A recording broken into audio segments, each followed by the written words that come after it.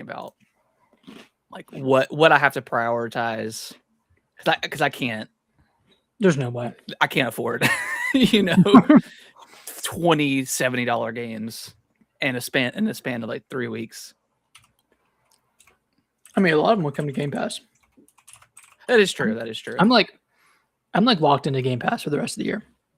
Yeah, Halo next month, Gears in October, and then Resonance, the Plague Tale game, coming in August. Yeah.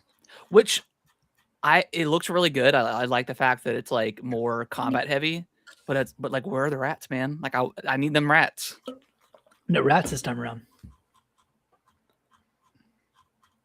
Yeah, we didn't really talk about the Xbox showcase yesterday or on Sunday, but she was fire too. That was the best one out of all of them. Yeah, by far. And they just I'm gonna go and get us. I'm already live. Oh yeah, we did talk about it actually. I forgot. Yeah, we texted a little bit, but yeah. Man, I felt like I had goosebumps whenever they were talking about Gears and and by the way, I'm not gonna lie, it's exclusive. Like I was starting to I got a little teary eyed when they dropped the early 2000s commercial with I was like, fuck yeah, dude, Xbox is back, baby. The price though, like that's the only thing that's keeping them back. That's keeping them back, and it's not their fault, but it's just like I don't know. We'll talk about it here in a little bit, but man, I felt good as a lifelong Xbox fan that I feel good that I'm back in the ecosystem. I popped off. I audibly popped off when I heard that Gears was exclusive. Just not because I don't want PlayStation players to play Gears, but it just signifies that under this new regime, I feel they're back. Or they're on their way back. Yeah, I'm just so confused, like what their strategy is now, because this is exactly where we were 2 years ago with Phil Spencer and Sarah Bond, where they were like, okay, we're gonna kind of pick and choose the right games to go multi-platform, and then. Well, and was that Phil's like ultimate decision? Like, was it really him that was trying to push this stuff, or was this dad Microsoft pushing in and saying, hey, we need to make more sales? I don't know. I don't know if we'll ever know that. Yeah. Well, I'd be willing to bet that they wanted to bring Halo back from PlayStation, but it was too late by the time that like Asha came on and like things started changing. Yeah. But with Gears, like that's not too late. Fable, they've already announced it as multi-platform. I think Gears was not announced to be multi-platform. I don't think it was. It? Yeah. And then Clockwork, that's kind of a weird one to make exclusive. I didn't think that game looked that great, to be honest. That was definitely the worst showing of that game. Yeah, for sure. I didn't like the aesthetic of it. I didn't really like the vibe of it, but maybe that'll change. Yeah, I'm kind of confused. Is it a heist game, or is that just one mission that they were doing? It was a little confusing. I thought it was just a single player narrative game, like a BioShock. Yeah, with like time travel elements. Yeah, so I was confused on is the whole game going to be setting up this heist, or was that just one specific mission that maybe that's the first mission that went bad, and then you get your time powers. Yeah, that was definitely the worst showing of that, but yeah, still looking forward to it. It looks cool from the other stuff. All right, I'm ready whenever you are. Yeah, I've tweeted us out, so we're good to go. Cool deal. All right, see you in 10 seconds.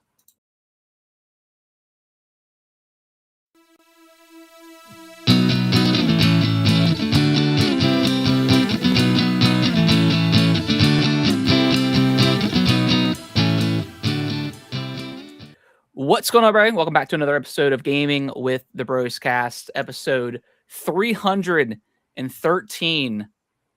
My name is Harrison. I'm joined by my brother Nick, as always. Nick, the rumors, the speculation for, 7 or 8 years is finally come to a fruition. Of course, we're talking about Zelda, Ocarina of Time. Oh, reborn. It's not even like well, it's like even I love it because it's not even, it doesn't say remastered or it doesn't see remake there. It's just Zelda Ocarina of Time. And I love it. We'll talk about it here shortly, but I can't man, wait. what a time to be alive. I can't wait to have credits roll as soon as you go into the Temple of Time and you pull that Master Sword and you turn into Adult Link and it says, "Stay tuned. Stay tuned for part 2." They're gonna and then part 3 5 years after that. They're gonna pull a Final Fantasy 7 on us. No, 100%. 100%. They're not, but no. I'm just so excited because yeah.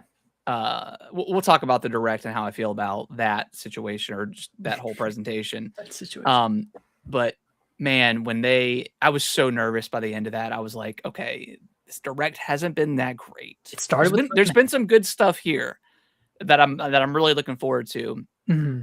But I was getting really nervous, and then when we got the mural or whatever, and we have the talking, and you hear Hyrule, and then they start twinkling. They start like kind of twinkling in the you hear the orchestra, like oh my gosh, like in the it was perfect. Yeah.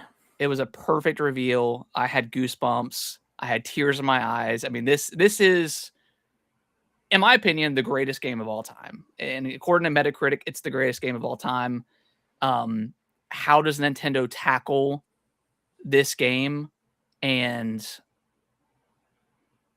we had the narration of whoever, Rauru or somebody. I don't think it's the Great Deku Tree. Yeah. And then like the transition into Link, and we see Link, and this is the exact art style. Like they nailed it 100%. Like this is exactly what I was looking for. I didn't want like the cell shaded. I didn't want the Tears of the Kingdom art style. I didn't want the Twilight Princess art style. But you also don't want like the UE5 art style, right? And you can maybe tell that it's maybe was developed in UE5. We're not sure, what the engine is. So you can kind of get a little bit of that. Some people are speculating that it's still the Tears of the Kingdom Breath of the Wild engine. Just because it's an engine doesn't mean like that's going to have that art style for people that don't know that. But perfect reveal. I loved it. I wanted more from it. I wanted to see gameplay, but I really wanted that. And they could have sprinkled in like 5 to 10 seconds of gameplay, or at least like Link walking into the Deku Tree or walking out into Hyrule Field for the first time. Like they could have showed something, and I think that's what lowered this direct for me. Yeah, I think at some point. We'll dive into it in a little bit. Okay. Because I'm getting ready to talk about my thoughts on the presentation. We have a few other showcases to talk to as well. So. We'll end with the Nintendo stuff. Yep. But before we dive into what we've been playing, because I haven't really been playing much this week, but I did see Obsession on Thursday, and I'd seen a lot of clips on TikTok and stuff like that, so I kind of got the gist of the movie, and I've seen some of those super intense scenes. Yeah. So I was kind of worried, like when I go into the movie, I was like, man, maybe it's just not going to be like that scary. Maybe this is like just because I just saw it, but this is one of the scariest movies I've ever seen. Like it was terrifying. Like it was like it was, and I think it's one of those movies where it's best to see in the theaters, because at the moments where Nikki freaks out and kind of snaps back to her like her normal self, like it is so loud.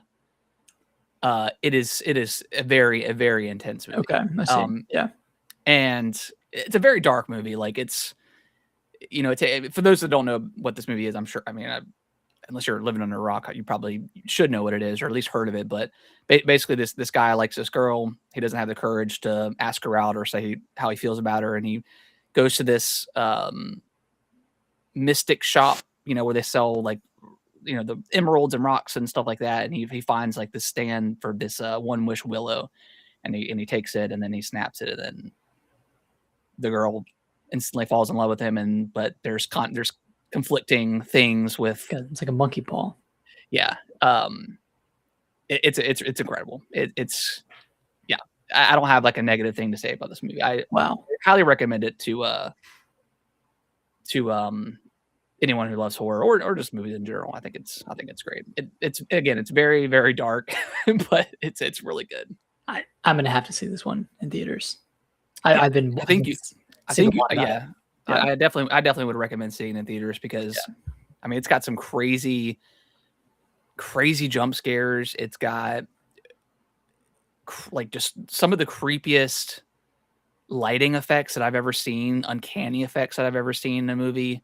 Yeah, it's genuinely like a horrifying. Like anytime once you're about 45 to 50 minutes into the about maybe a little over the halfway mark, every scene that she is in is you're on your toes because you're just like what's gonna happen. And they do just a great job with like camera angles. Yeah.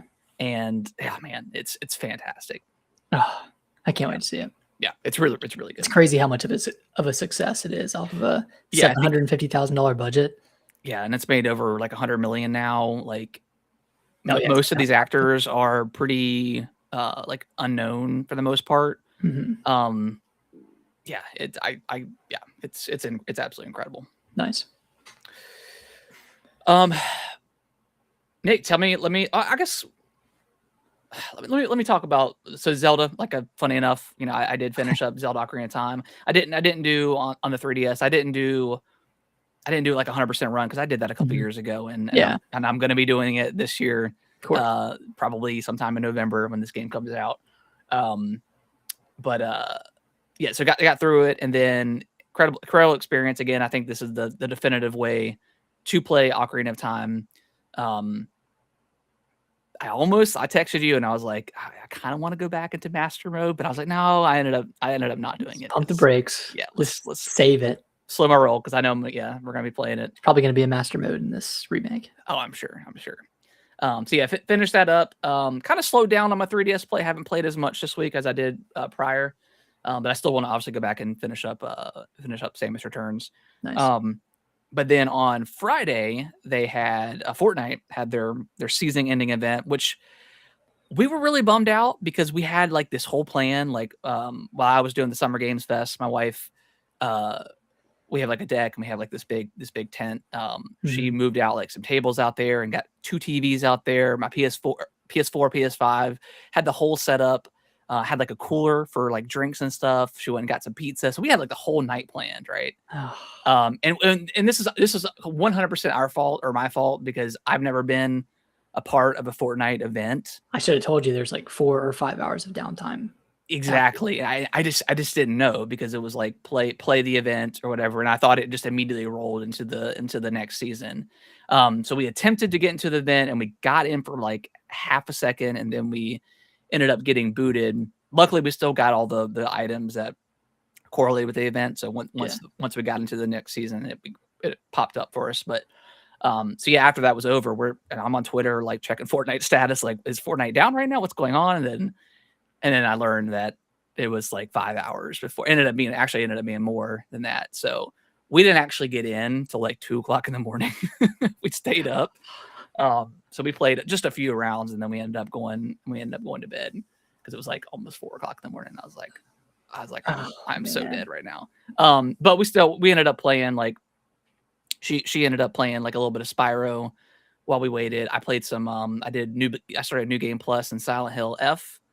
So I started that. Were you playing outside still? Yeah, we're still playing outside. Yeah, that's cool. Okay, still fun. Yeah, we still made it at night. You know, we had a great time.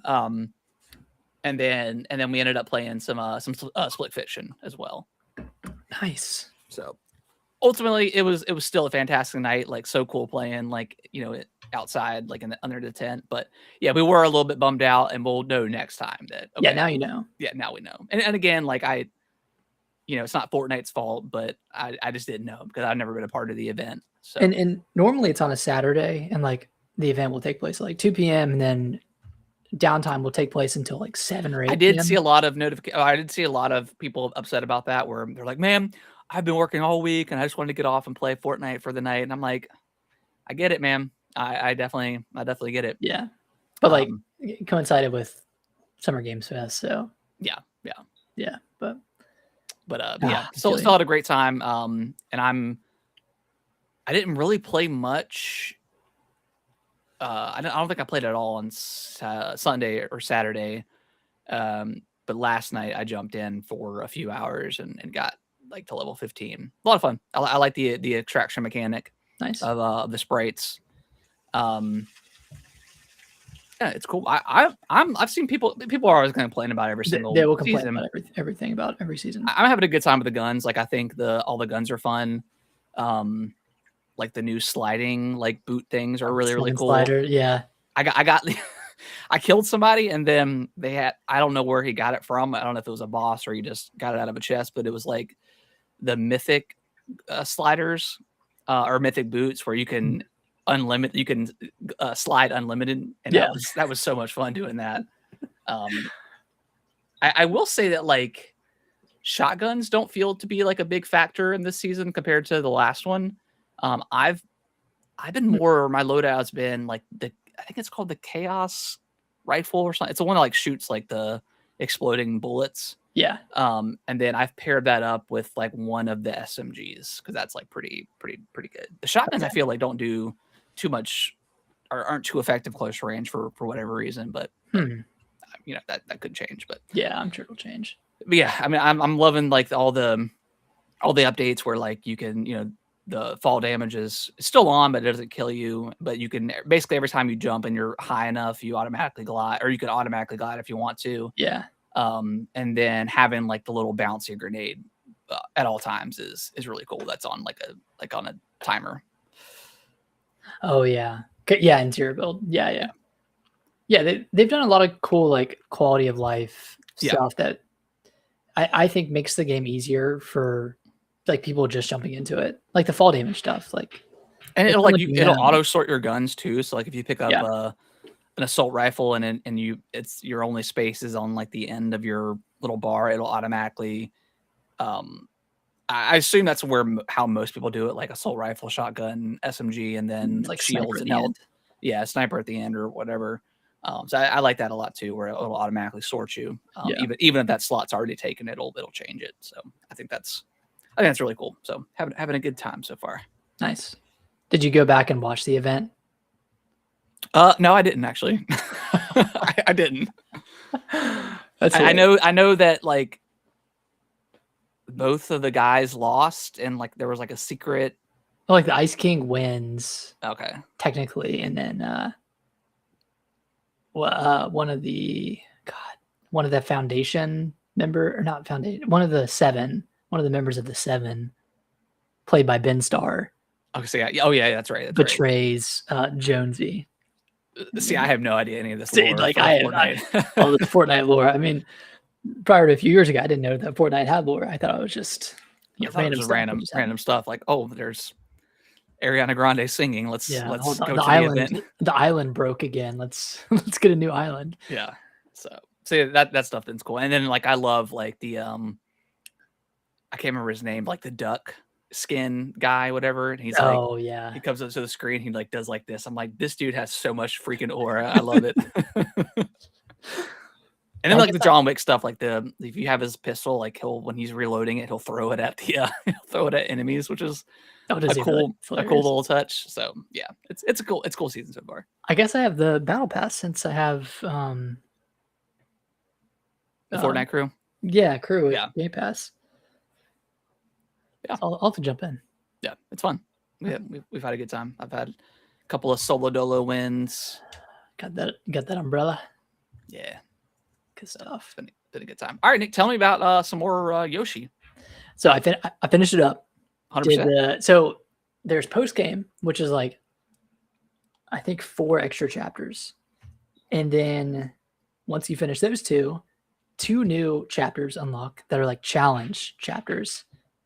And like the last chapter is pretty freaking hard. Like it like tests your skills in a very, very non-Yoshi way, or like very, very cool way. So I had a great time doing these last 2 challenges. I'm not going to go back and like 100% find everything and learn everything about each creature, but I had an absolutely incredible time with this game. I would fully recommend it to anyone who likes who likes like 3D Mario games, exploration games. Yeah.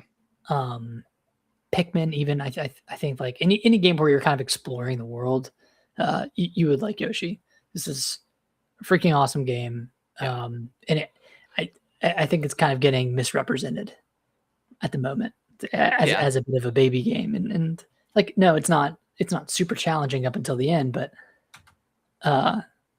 it's just really, really smart. It's a really smart game, and it does make you think. Like I was stumped almost a dozen times at least on what to do next, on how to, find the flowers in each level, how to, discover more about each creature. Like, do you know, because this is like the age old question of like, when someone reviews a game, I think they should like at least play through the story that's offered and then check out any additional content. I'm not saying that you have to 100% the game, but do your due diligence. But do your due diligence as a reviewer. Like I never enjoy when someone says, "Oh, I'm gonna give a review, but I haven't finished the game." Like I just think then you shouldn't review the game, or do a review in progress or something like that. That some websites do. But with the IGN score, because I know we talked about that one last week. Do you know if did you read that one and see like if they experienced that post game stuff, or did it matter ultimately to them? I don't know if they did or not. My hunch would tell me they rolled the initial credits and then maybe dabbled in like the post game, but like those post game chapters are pretty in depth. Like there's a lot going on, and it's a lot more complex than the base game. So like you would be doing yourself and your review a disservice if you did not play that post game content, because you get to another set of credits. So it's almost like the first credits is an intermission, and then it throws you right back into the game and says, "Hey, here's more chapters." So I don't know. I just can't fathom how this game got a 6 from IGN, and even from Kind of Funny, like got a 6 and like 6.5 or 6.5. Yeah, I don't understand. I guess all people want to play is Yoshi's Island all the time, and they want every single new Yoshi game to be Yoshi's Island, Yoshi's Island, Yoshi's Island. Yep. I don't understand. Like Yoshi, like we have the Mario platformers, we have the Donkey Kong platformers, we even have Kirby. Like let Yoshi be different. Yeah. Like do something different other than an ADB platformer, and that's exactly what this game does. Yeah. But whatever. Yeah, I want to play it. I just don't know when I'm gonna have time. I mean, I picked up Rebirth this week, and I still haven't gotten into it yet. But I will because I definitely want to experience it. But I've also been very deep into Mina the Hollower. I think I'm like 14 or 15 hours in. I'm on the 6th dungeon right now. This game is incredible. Yeah, sold 500,000 units. Confirmed by Yacht Club Games, so it's doing well. It's doing great. Yeah, I mean, I think this is still the best reviewed game of the year, and so far, like that's. Yeah. I don't know if it's my game of the year so far. I still think it's Resident Evil Requiem, but it might end up at number 2. Okay. With how the trajectory is going and how everything is playing out, because this game is it's hitting all the boxes for me. That exploration. The combat feels good. Like the 2D sprite work is so beautiful. Like it's so reminiscent of like a Link's Awakening or an Oracle of Ages or Seasons, except it has those modern touches. And then it is a difficult game, and it is sometimes frustratingly difficult, but not in the sense that like Silksong is frustratingly difficult, where like the bosses in Silksong are ridiculous, whereas in Mina, it's more the levels, like the dungeons themselves that are difficult, but there's very often like a reprieve at multiple points in each dungeon that allows you to kind of go into a save room and reset. So I wouldn't call it overly challenging, but it does have like that, I think, that right amount of challenge. Have you been playing this? Or you? I haven't played it anymore since initially Okay. So I've got to dive back into it. I'll probably, I'm planning this to get through Rebirth, and then I'll probably, we're going on vacation here in a few weeks or in July. So I'll probably end up playing a lot of that when we're at the beach. We'll be there. Oh, you are going? Yeah. Sweet. Heck yeah. It'll be fun. All right. Anything else you've been playing, Nick? While we were talking earlier, before the show, I was playing through the Star Fox demo. How is it? Oh, it plays awesome. Sweet. Plays exactly how I would want a Star Fox 64 remake to play in a modern era. This was confirmed after the demo came out. This was confirmed that it's Velan Studios. They did like the Mario Kart World or Mario Kart Live Circuit game that I have with like the car, and they did something else. They've done a couple of other games as well. So it's always weird with Nintendo. They never actually announce who's making these games until so odd. Usually until we get in our hands, and then we could see the credits and stuff like that. So yeah, it's interesting, but cool. Okay. All right. Let's just go. We already talked about the state of play last week. So let's just go into the Summer Games Fest. Let's just start in order here. Before we get in, like, what were your overall thoughts? I think this is the best Jeff Keighley presentation in a long time. Like I think he's gotten better and better, like especially Summer Games Fest. Like it's never been the greatest like presentation. Just as far as like announcements go, like there's still that one notorious year of like Last of Us Part 2 remastered or whatever, Part 1 remastered. That was like the final thing. And it was like they got leaked beforehand. Yeah, I was like, all right, read the room, bro. Like nobody actually wants this. So, but yeah, I thought overall the presentation was really good. Like it started out extremely strong. Yeah, it had its like middling section, but I think it ended strong as well. So yeah, I thought it was a great I would give this like an 8 out of 10. Yeah, I would say 8.5, something like that. I thought it was a great presentation. I have the like major announcements. Do you want me to go through this list, or do you have a more comprehensive list that you want to go through? I mean, I've got it pulled up here. I've just got IGN's article pulled up, but yeah, go through. You can go start going through them. Okay, so obviously first, Resident Evil Veronica. Absolute banger to start the show off with. Oh yeah, too, man. I mean, of course, Capcom is going to come deliver the bangers. I've never played this. I never played the original Code Veronica. I don't think you have. No, I haven't. So I cannot wait to play this next year. Do we know? Is this a combination of first person and third person, like RE9 is? I'm not really sure. It seemed like it was mostly first person, which would be really interesting for like a game focused around like an existing popularized Resident Evil character like Claire. So yeah, I would imagine you could switch to third person. Yeah, I mean, I really feel like going forward, like they'll just give players the option. But yeah, I mean, it looked great. Like I wasn't like you could almost tell immediately. When it happened, I was like, this is definitely Resident Evil, and then you're like, oh, and then it's got that sheen to it. I don't know how to describe it, but it's almost like kind of wet. Yeah, you know what I mean. Yeah, it's like this is looking pretty wet. It's definitely noticeable. Did you catch the reference whenever you get up to the apartment and the old lady is like, she's like, oh my gosh, it looks like a boulder came through this room. Chris has been here. Chris, this is definitely Resident Evil.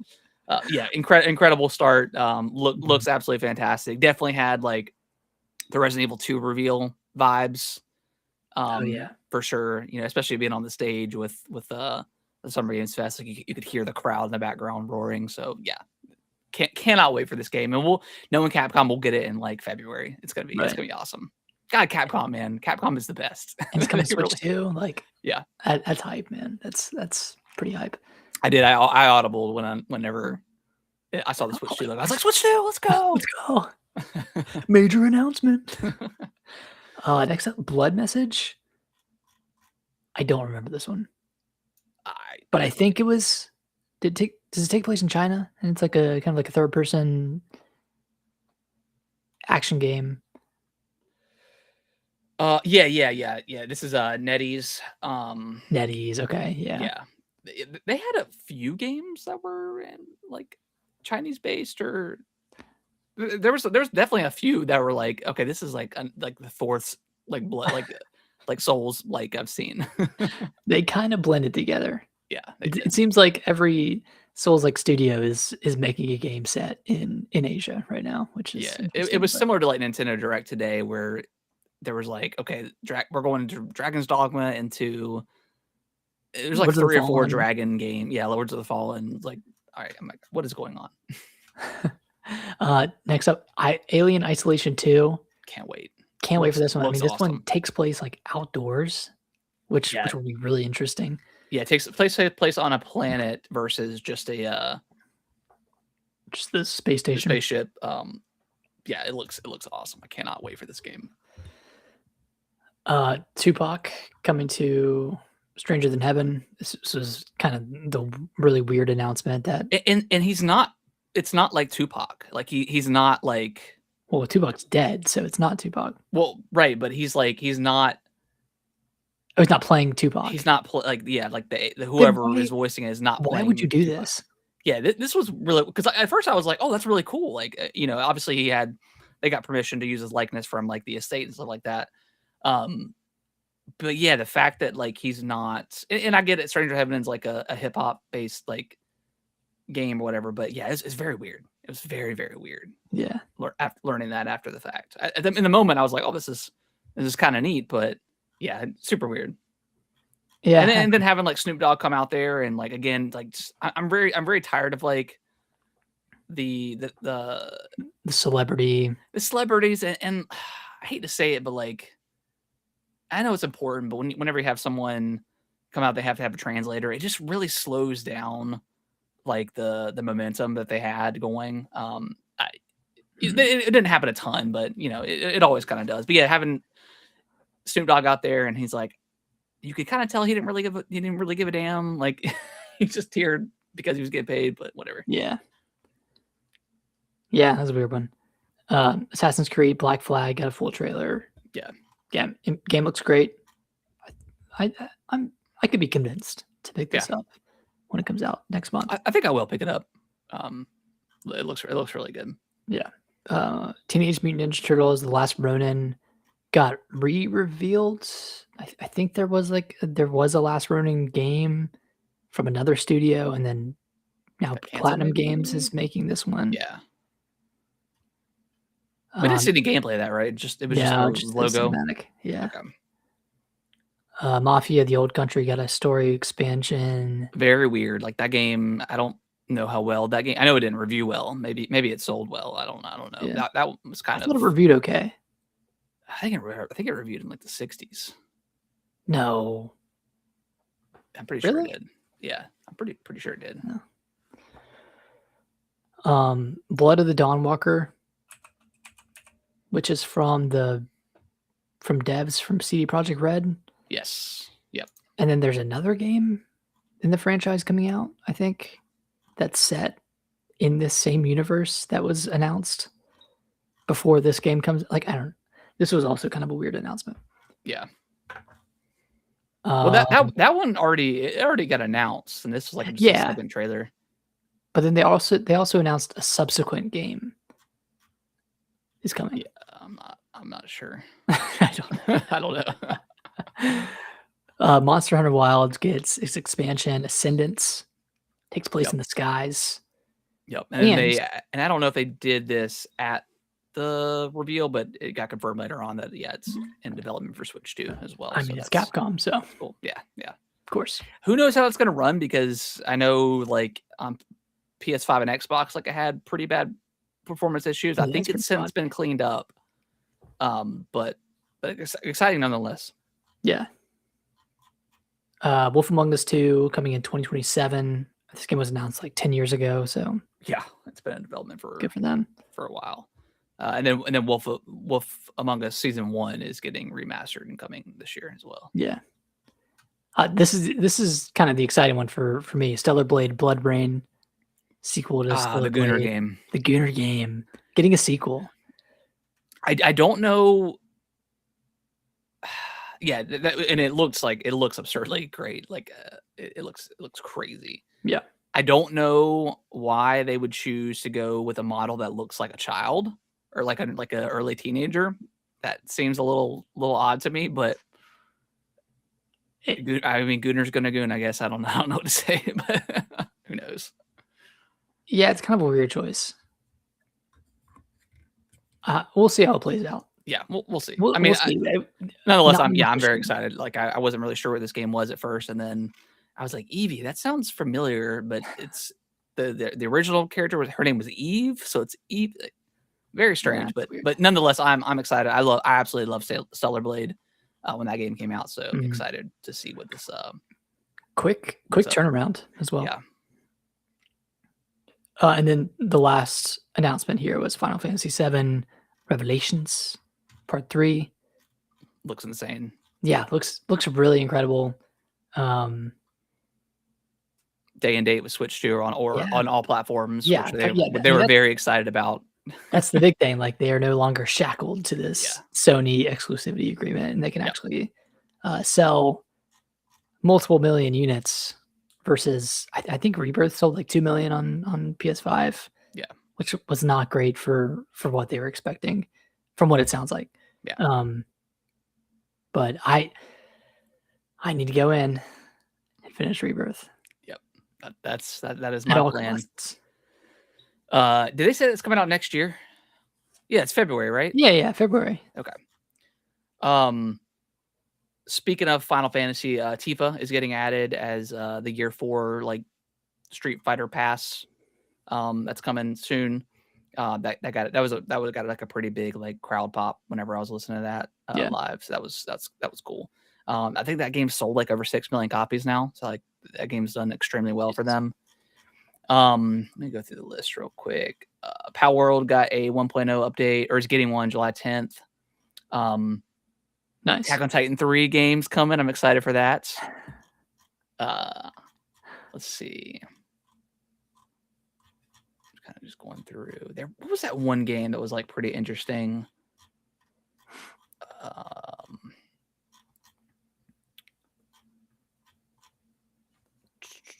don't know. Oh, Crossfire. The former Call of Duty developers. It's like a third person, like single player driven game, but it has really interesting like movement. It's like adaptive cover. Yeah, it's really interesting. I thought that was really cool. Who knows if it's gonna be good or not, but I thought that one was pretty cool for like a cover based military shooter. So that was cool. I'm trying to let's go through a little bit more and see. I think that's everything. Oh, the director or developer from Eco and Shadow of the Colossus, that Jin Atlas game. Oh yeah, with the like giant robots. Looks pretty cool. Really awesome. And then End of Abyss, which is that Little Nightmares-esque game with actual gunplay. Yeah, that was cool. That one looks awesome. And then Cuphead from Studio MDHR. Cuphead's getting a sequel, and it's getting like a really cool like retro action like platformer. Like it's like a shooter. It's like it looks really cool.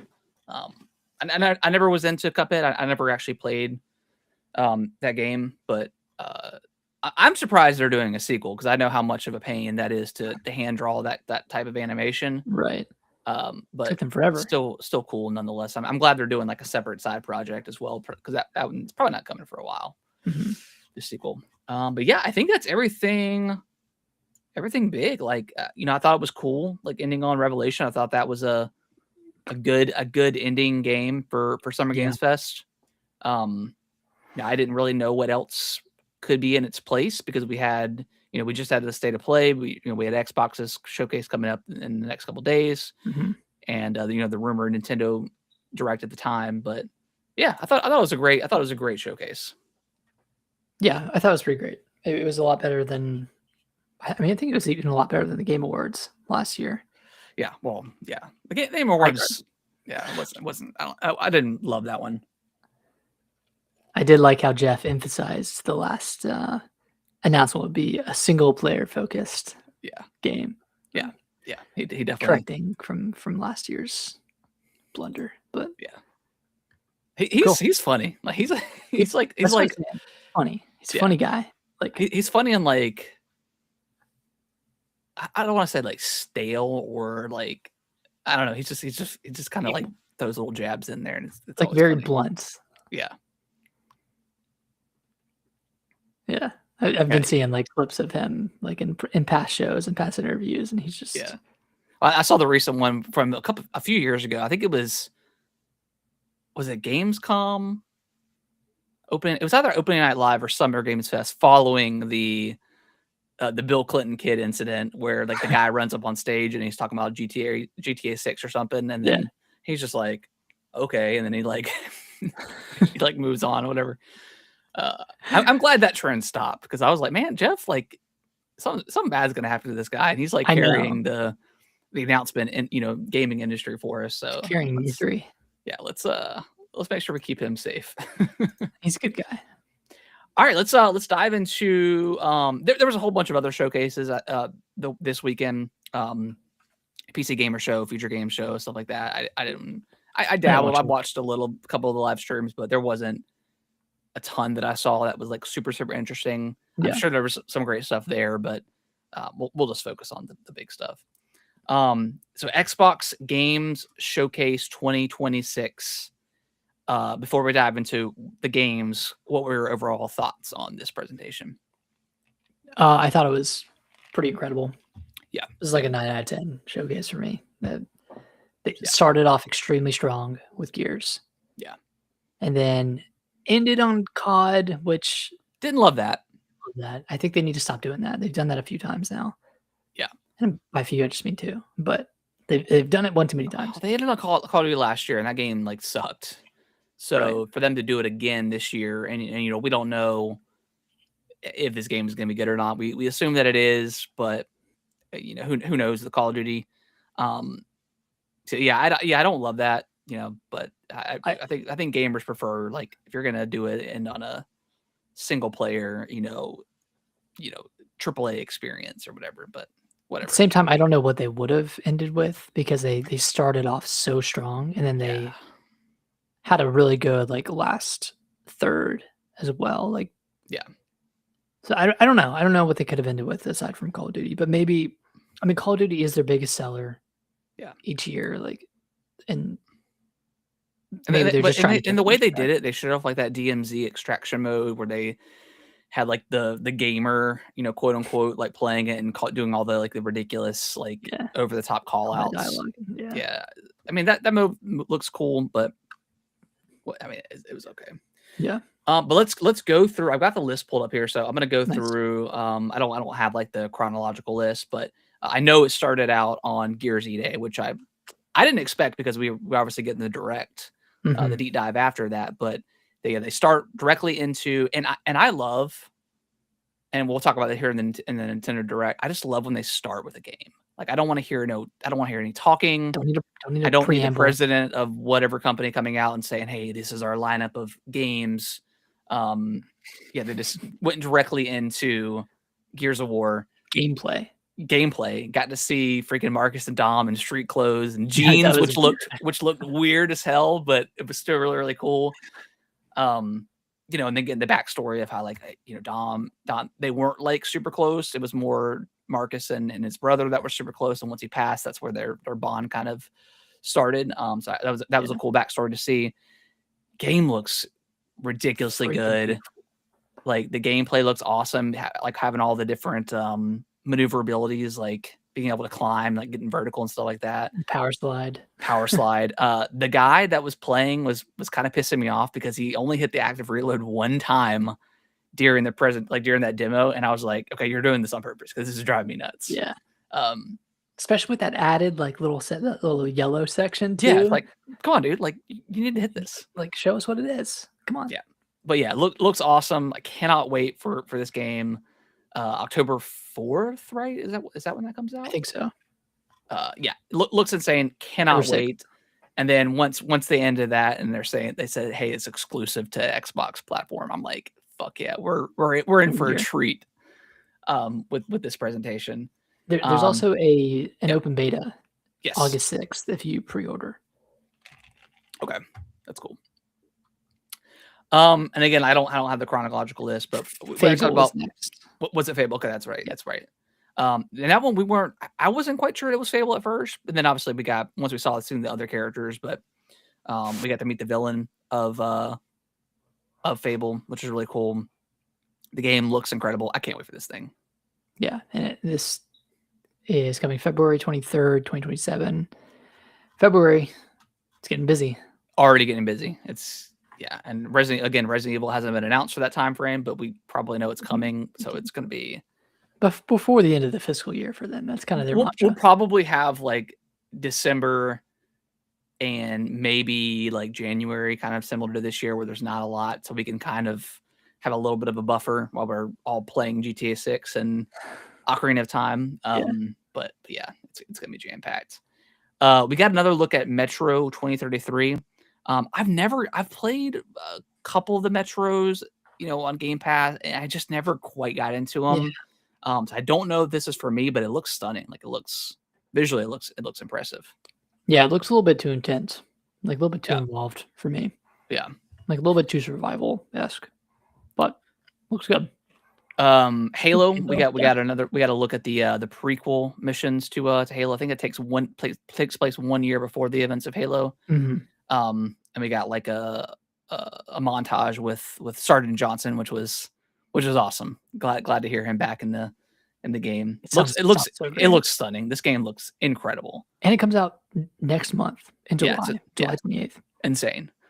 And this one was a little bit of a surprise for me. Senua getting a kind of a rebrand almost. Like they dropped the Hellblade like title, and this is more focused on action, which is I think what people I liked Hellblade 2, but it was definitely more on like the walking simulator, vibes than I think even the original, the first one. This one looks really cool. Visually looks stunning. I'm sure it'll have all the crazy audio effects and stuff like that, like they had in Hellblade 2. But they turned this one around like pretty quick. I think they're reusing all of the I'm sure assets from 2.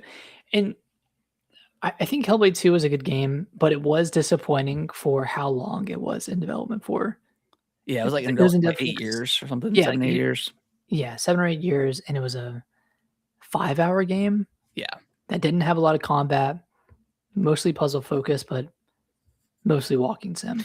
And I hope this starts a trend of these big studios where they have all the assets from a game they just made. Like, why not immediately jump into like a smaller project or something like that where you can use it? I mean, we talked to death about Last of Us. Like, they should do like short stories or something like that with that game. Yeah. That would have been cool to have something from Naughty Dog on the PS5 this entire time since Part 2 Last of Us Part 2 came out. Like, that would have been cool to have something smaller. I know. But we got another look at State of Decay 3. It's coming next year. We still don't have a date. Looks good. Looks cool. Yeah, looks cool. Yeah. I got into State of Play 1 a little bit. I played a little bit of 1 and 2. I don't know if they're necessarily the games for me. Like they're they're the open world zombie crafting survival game. But it looks good nonetheless. I think they revealed that zombie deer. So, and I think they rolled that back. I don't think that's in the game anymore. Yeah, I think that was more of a concept trailer than anything. Yeah. But that was a cool trailer. Wo Long 2 got announced. This one surprised me. Yeah, I did not think we'd be getting a Wo Long 2. Yeah. Looks cool. I mean, I played a few hours of Wo Long 1. Mm-hmm. I enjoyed it, but I didn't love it. So we'll see if that changes at all with 2. It's coming to Game Pass, so we'll see. Yeah. We got another look at Residence, a Plague Tale story. Looks awesome. Emphasis on like melee combat. Looks great. There's not a rat in sight. I don't know how I feel about that being, and I know it's a prequel story, but it looks like it's still dealing with the, what is it, the Mandela or Majula or something like that. Yeah. Whatever like that. It's not a disease, but The plague. curse, plague, yeah, whatever. It looks like she has it on her arm, so I don't know. I think there will be a rat equivalent. Yeah, Maybe not rats, but something. like a different animal. Yeah, like bats. That would be cool. That'd be cool. It is kind of weird. It is kind of weird that. Actually, no. Okay, near the end of I'm rewatching the trailer now. Okay. At the end, at the very end, there's something that's coming towards the main character. What does it look like? It looks like some sort of like black amalgamation of something. So I Okay. think it's either rats or birds or what have you. But Okay. I think there will be Yeah. some sort of plague. This won't be like the main, maybe not the main focus. Yeah. Yeah, I can't wait. 1 and 2 were incredible games, so Mhm. I'm Especially all 2. in for those games. Yeah, especially 2. We got another look at Clockwork Revolution, and we got a date for that. This was probably the worst showing, I think, of this game. I did not like the vibe, the trailer. I didn't like Yep. the characters getting introduced, just like that kind of like ragtag team. And there's like a heist mission that went bad. And then you kind of learn about getting the powers of being able to go back in time. Still looking forward to this game, but yeah, this was not a great showing. And then this was also confirmed to be exclusive, one of the console exclusives as well. So Yep. it was cool. Persona 6? Yeah, Persona 6. Kind of a lukewarm trailer. It was, yeah. It was like a great, like a hazy graveyard. And then like the what the title, like it looks like the DC logo. If you look at it, it's kind of weird. And then Revival got another look, and I think that one got a date as well.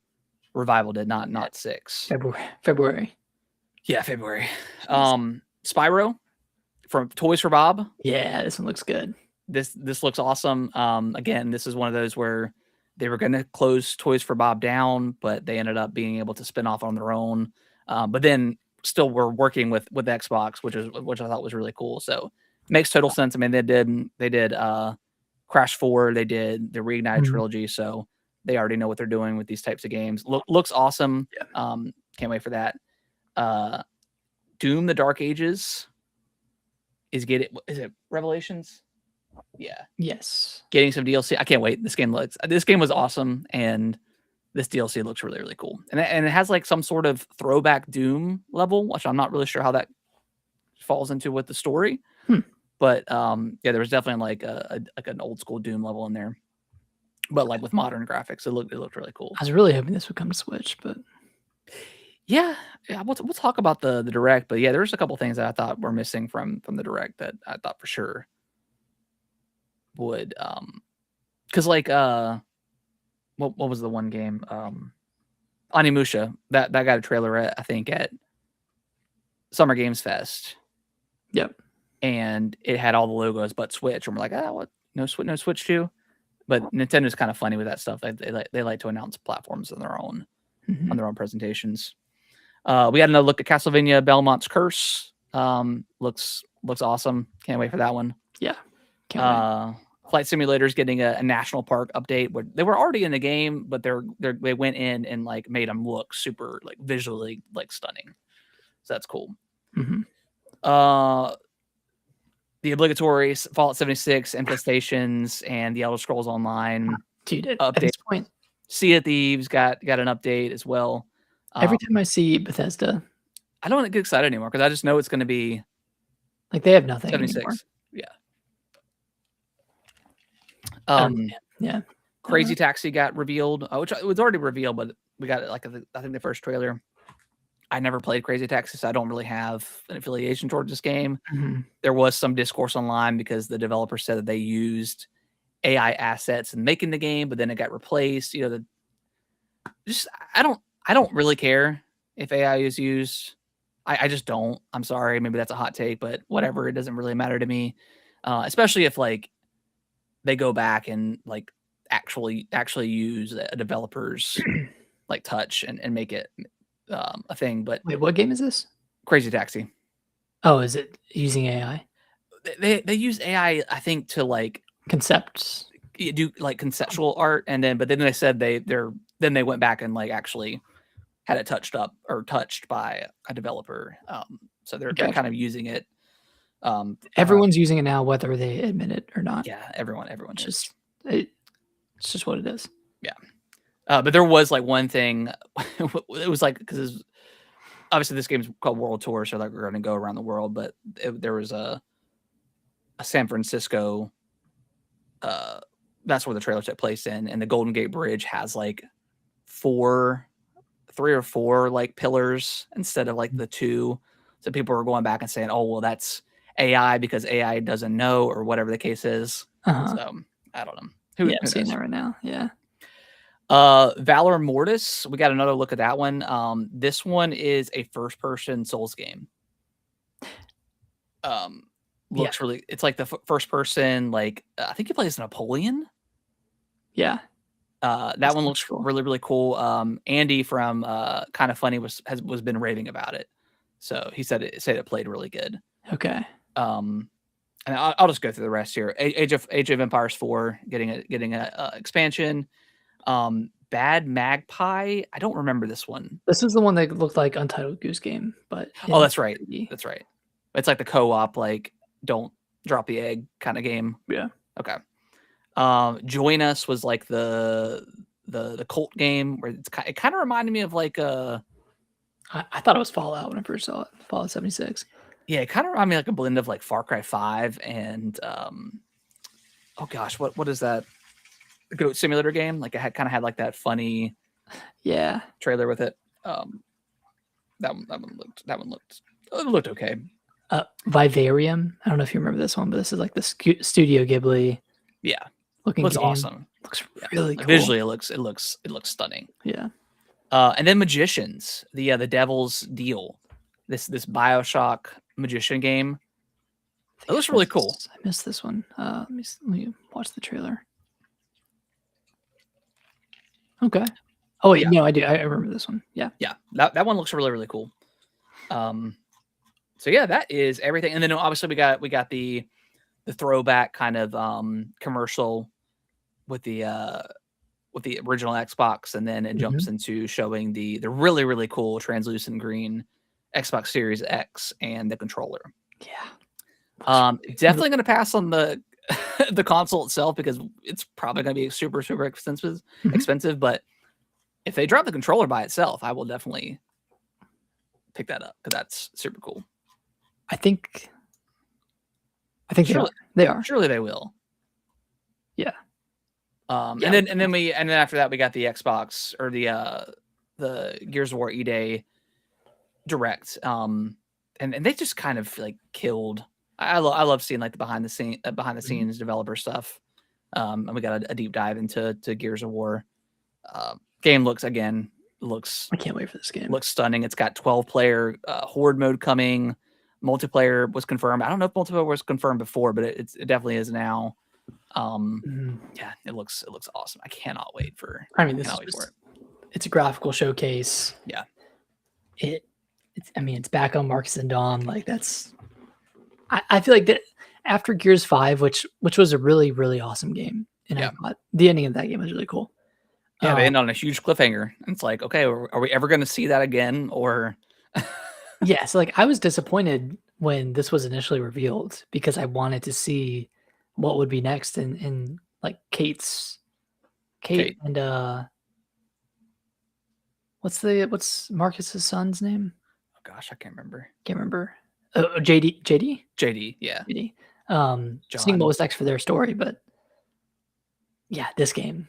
It looks insane. And it's like it's a lot more open than I thought it was going to be. Like there's like optional like side missions and stuff that you can do in this game as well. So yeah, man, it looks. And you and I, like, we're always talking about how cool it is to see like day one, yes, of a lot of like outbreaks and stuff. Yeah. So this will definitely scratch that itch for sure. Yeah. Banger presentation. Yeah, absolutely. All right. Well, let's dive into the direct, Nick. Let's dive into it. So I want to hear your high level thoughts. Okay. first. I know you've been So thinking about I it. thought the games that they had here were great. Like we got confirmation on dates like Fire Emblem that we needed. There was a couple of like surprises like Kingdom Hearts 4 being here was really cool. Xenoblade. Xenoblade Genesis getting announced was awesome. So a lot of really really cool games that were shown off. I think Nintendo and their team need to go back to the drawing board on directs because there is an art to these things. Like they're like you can't just take trailers and just put them in, insert them here, insert like you have to have a nice flow of stuff. Obviously, not everything can be, a 10 out of 10 banger reveal. It's too much to keep up with. Um, I think, especially because we haven't had a full direct in 9 months since September of last year. Mhm. So that was also a lot of people's like issue. I think they need to scale back the directs, and because with like Xbox Showcase, it was a lot of like their stuff with their partner stuff and stuff that's coming to Game Pass.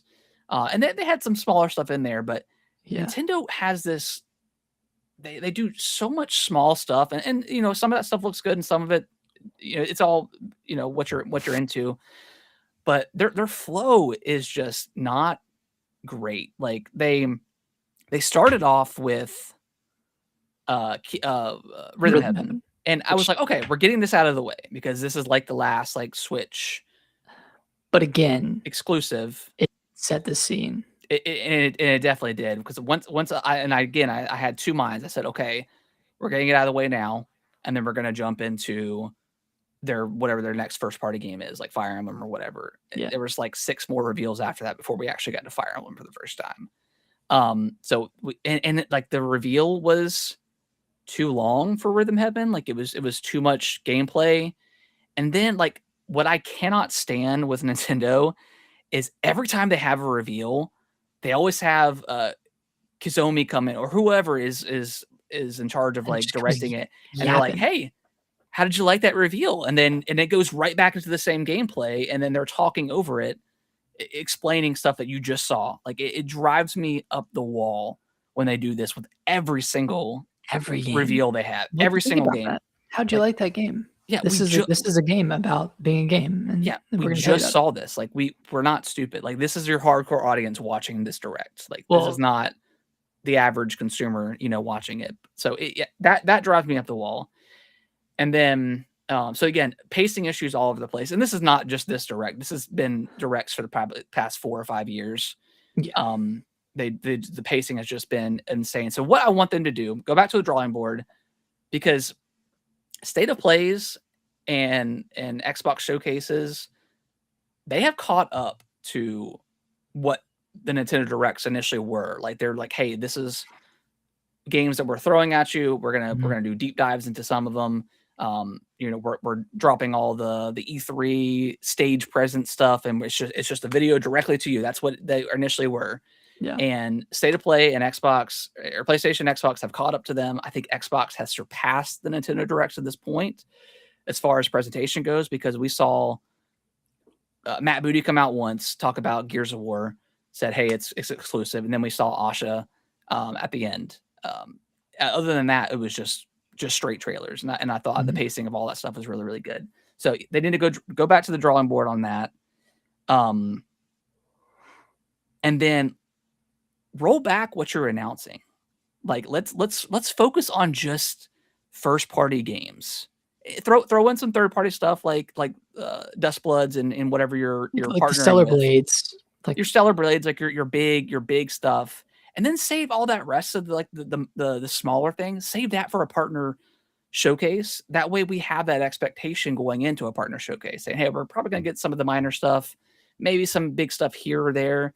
But once we get a direct, especially if we're only gonna get directs twice a year now, June and September, and that could change. But if that's the expectation that you're setting, let's make sure that these presentations are incredible and get us excited for what's to come. Because if Ocarina of Time wasn't here, I would have said this thing completely sucks. Like Xenoblade's really, really cool. Dustblood's reveal was absolute trash. It shouldn't even have been in this presentation at all. Because they essentially showed the same footage that they showed. It was just a year ago. stills. Like it was like characters barely moving, and then it Just said, scared "Hey, his we have a summer playtest coming up." So I don't think this game is coming out. They still say it's 2026. I don't think this is coming out in 2026. I don't believe it at all. So it was just all over the place, pacing wise, and again, I just think they need to the next full mainline direct.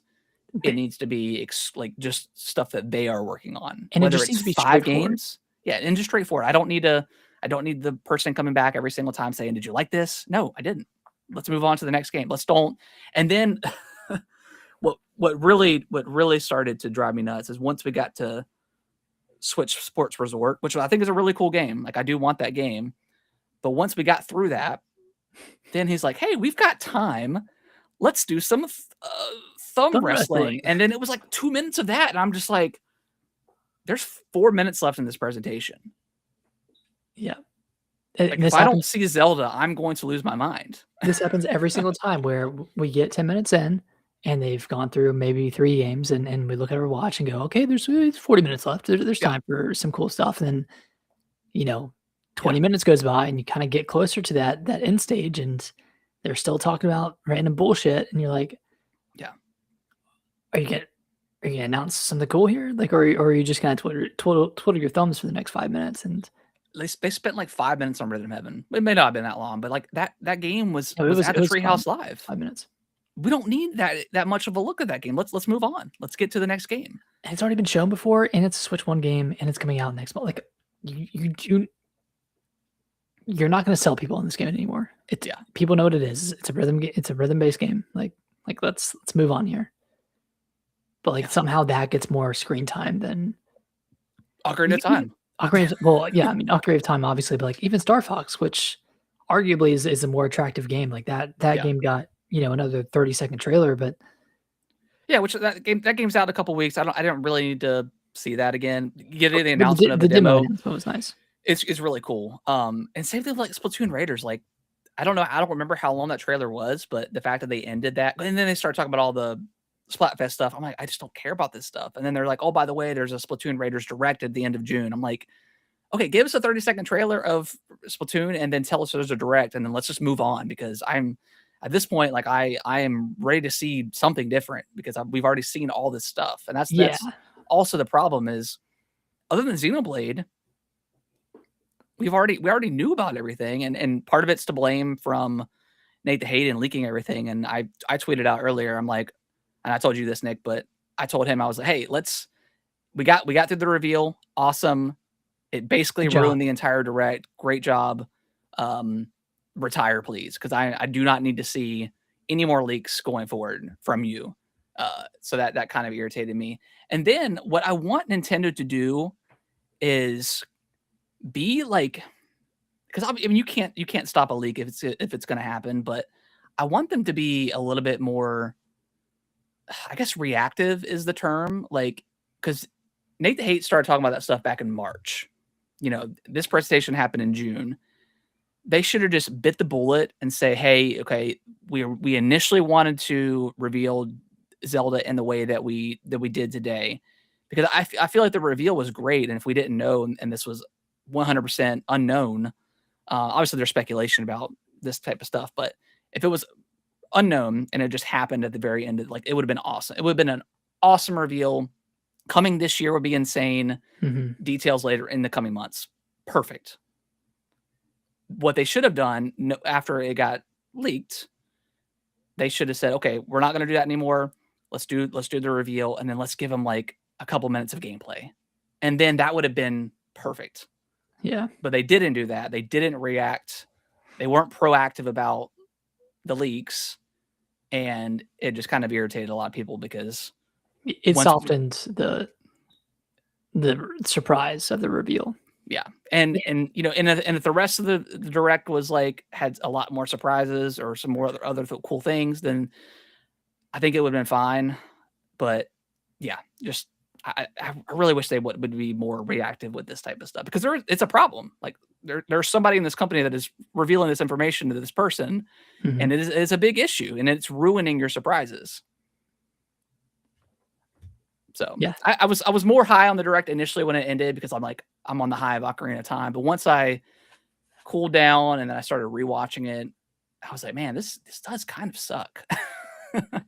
Well, let's go through the list. Yeah, because there's a lot of games here, and I think this speaks to your point of creating a concise Nintendo Direct, because I was going through the list and I was like, I got to Splatoon Raiders. And I was like, okay, that was close to the end, and then there were like 10 games after that.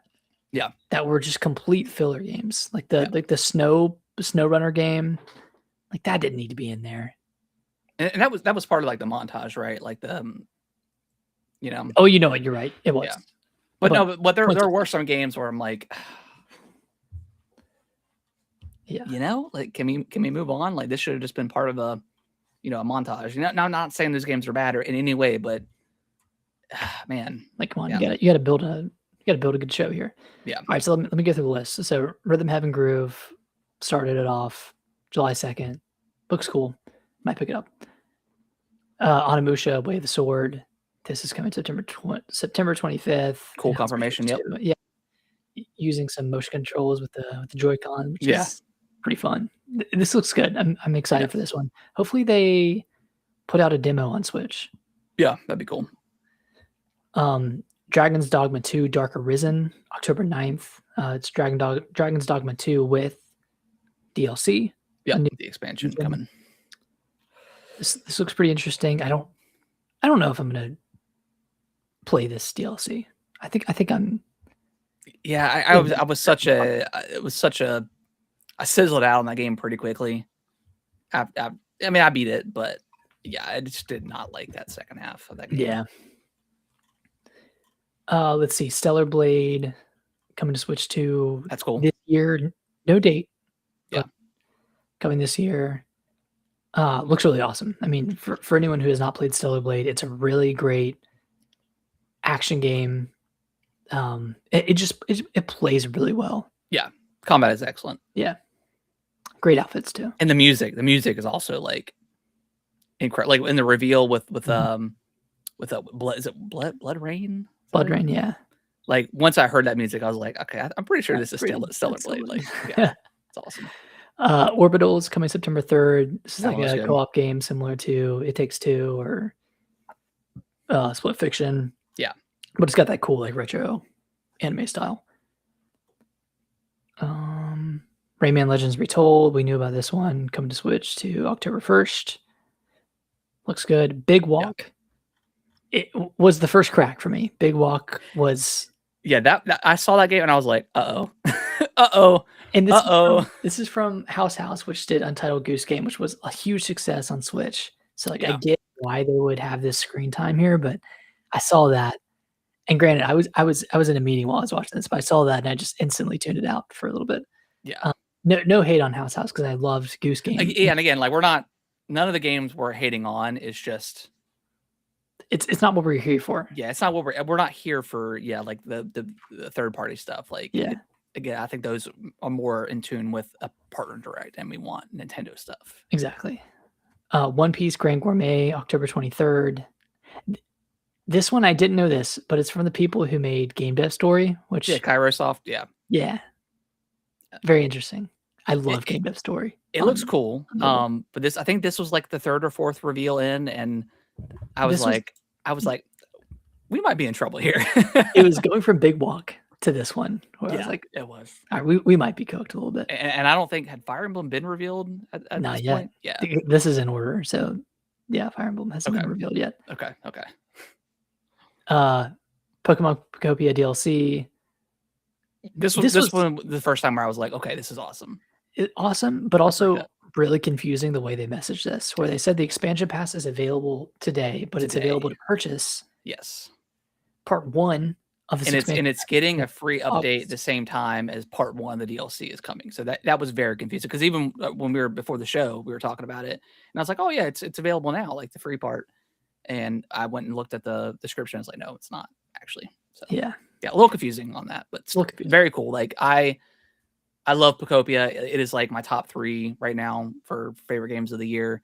I've probably put the most into Pocopia out of all the games I played this year, and they're doing it right. Like they're it's a $35 expansion pass, so that seems a little pricey, but we don't know the details of these new towns. Are they going to be fully realized towns like each area in Pocopia, and are they going to have a story in each of those towns? If that's the case, then it's probably worth it, but we'll know more later when that comes in August. But I think they're doing it right in comparison to Animal Crossing, because Animal Crossing, we got that game, great game, perfect timing of that game with COVID going on, but then we got nothing for like 2 years. So yeah, they just kind of blew it with Animal Crossing. So okay, so they're adding 2. So this expansion pass has 2 towns. 2 towns, yeah. So it's for 35. So I mean, yeah, 1 town, and then the next DLC is like some sort of ability. I'm not really sure what that is. New features, and then 3, and then the third one, is another town. So okay, looks cool. Yeah, I'm excited for it. And then we got Fire Emblem Fortune's Weave. Yeah, this I wish it was coming out sooner. September seems a bit busy for Fire Emblem. I was hoping August. I really was too. I was going to do a predictions video. I ended up not making it, but yeah, I had. Let's see. Actually, let me go through it real quick. So I have. Obviously, we already knew about Star Fox, Raiders, Rhythm Heaven. I had Fortune's Weave coming out. Actually, I had it come out in September. When does it come out? September 17th. Oh, I nailed that. I had it written down right here. No way. Right there. Wow. Good job. Oh, actually, you know what? No, I didn't. Because I did reverse. Initially, I had it in September, and then I was like, it feels more right for August. And then I had Mario Kart World DLC, August 13th. Okay. Or excuse me, September. Yeah. So initially I had it right. But that was also weird. Like we didn't get Mario Kart DLC. Like where is that DLC? And then I had Luigi's Mansion 4 coming October 15th, and obviously didn't happen. Yeah. I've got Zelda Ocarina of Time remake November 5th. Which could still be true. Could still be true. We didn't get a release date for that one. I think this game is far enough away from GTA 6. I've seen like people like attack the backlog. They're like, release Ocarina of Time on the same day as there's no way in hell Nintendo's going to do that. That would be really stupid. Yeah, that would be genuinely like really, really stupid if they did that. Like this game is not going to go toe to toe sales wise. But again, like September and like early October are so packed that I almost feel like developers are doing like a detriment to themselves, in spite of like GTA 6.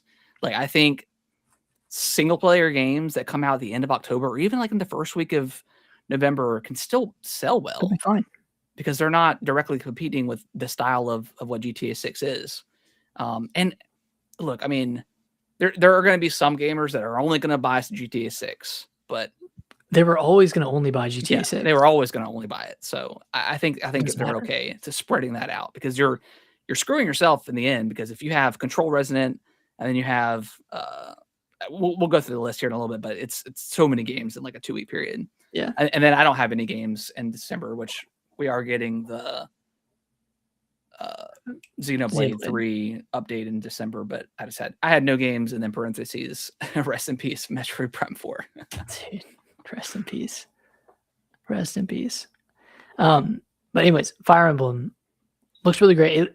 It does look almost exactly like the structure of Three Houses, where you are picking, in this game, you're picking a character and you're following their storyline. You have free time between battles to do whatever the hell you want. And then it seems like the main missions or the main battles all take place within an ever-changing Coliseum that has like different environments within it. I don't know how I feel about that. I'm assuming at some point in the story that Coliseum is the Coliseum itself is gonna be destroyed, and we're gonna go beyond the walls of the Coliseum. I know you can like go like outside of the main missions. You can go outside and do like missions outside of the Coliseum, but my hunch is that the Coliseum will get destroyed, and then the game will take place like in the like the full world outside of this like city. Yeah. But I don't know. I hope they improve on some of the issues with Three Houses, mainly like the combat itself and the weapon triangle, bringing that back. Yeah. But looks great. Looks great. Yeah, I'm sure we'll probably get like a direct for this game at some point before I think so. before September, or at least another like overview trailer going over more details. So yeah, it looks cool. Ninjala 2 coming spring next year. Is this a free to play game? I don't know. I thought the first one was. It was. And this one's like I don't know. This one seems completely different. Yeah, it kind of doesn't look good. I don't know. Visually, I think it's kind of visually. Looks like a Switch 1 game. Yeah. Okay, this one was pretty cool. DK Challenge, which is coming today and lasts until September 1st. So you can complete like various challenges related to Donkey Kong Bonanza and other DK Nintendo Classics titles via Nintendo Switch Online. And you can earn like these collectible badges. Like these like card badges for completing these challenges. I'm going to check this out tonight. It reminded me of the NES like NES Remix. The NES like what's the one that we? Oh, the Championship. Yeah, that one. It kind of reminded me of that a little bit with the DK. Like I could get behind them doing this more with other games. Yeah, it's cool. It's an interesting idea. But that was the only NSO update we got. We didn't get any more GameCube games. Yeah, I don't know. Yeah. Like could have even like adding Smash 64 would have been really cool. Yeah. Wait, where's Smash? No Ultimate Switch 2 edition. No tease for the new Smash. No. That was not in the cards for this direct. For what this direct was. We were on the scraps right now. Speaking of scraps, actually, I'm not going to say that. Jujutsu Kaisen Rumble Survivathon from the Vampire Survivors devs. I mean, this looks cool. I love Vampire Survivors and Vampire Crawlers, but yeah, this just didn't really do it for me because I am a Jujutsu fan. I do like that anime a lot, but yeah, this was. I was like, we finally got like a first party game, and then immediately followed up by this. I'm like, oh god, this is we're in for a rough ride. Lords of the Fallen 2 coming fall 2026. It's cool. Looks cool. This game looks generic as fuck though. Like I'm gonna be honest. Like I saw this. I did not know what it was. I did not know that it was Lord. I knew it was a Souls-like, but I had no idea what this game was. But I thought it was Dragon's Dogma again. I was like, is this another trailer for Dragon's Dogma? Like, what's going on? Did they mess up?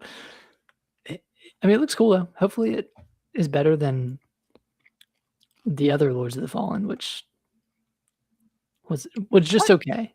I thought you liked that one. Well, I didn't finish it. Okay. Well, that's it was good. I mean, it was good, but not as good as something like Eliza P. Right. Eliza P is like that's the upper echelon of Souls-like games. Yeah. I think Lords of the Fallen is kind of closer to the middle of the pack. Yeah. And there's so many games now that if you're in the middle of the pack, you just get lost there. Yeah. Speaking of Eliza P, August 6th. The physical version of this game looks incredible. Like the art. Yeah. For the I'll probably end up picking up that at some point. Yeah. Just like I play that Overture DLC. Yeah, I think I'll pick this one up. Devil May Cry 5, Devil Hunter Edition, June 23rd. Very soon. 60 FPS. It's like $30 too. Like it's a more of a budget game. I mean, the game's pretty. Capcom just so carrying this presentation. Yeah. Muramasa Revenant Blades. I don't remember this one. Yeah, I can't. The 2D. At this point, I'm starting to fizzle out. I'm like, okay, and then they brought it back with Xenoblade. They had that was cool. 2 editions for 1, 2, and 3. I was like, all right, that's awesome. Like that's all we're gonna get for Xenoblade today. And then they follow up with the absolute banger that is Xenoblade Genesis. No more Chronicles. It's a brand new starting point with Xenoblade.